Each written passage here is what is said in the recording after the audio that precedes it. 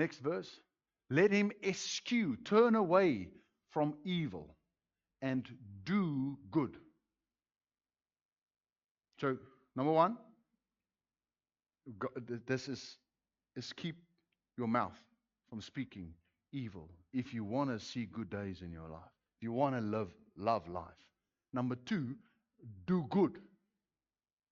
Number three, seek peace and pursue it. It says ensue, but pursue. Listen to what this says here. You want God's eyes on you. You want God to look at you.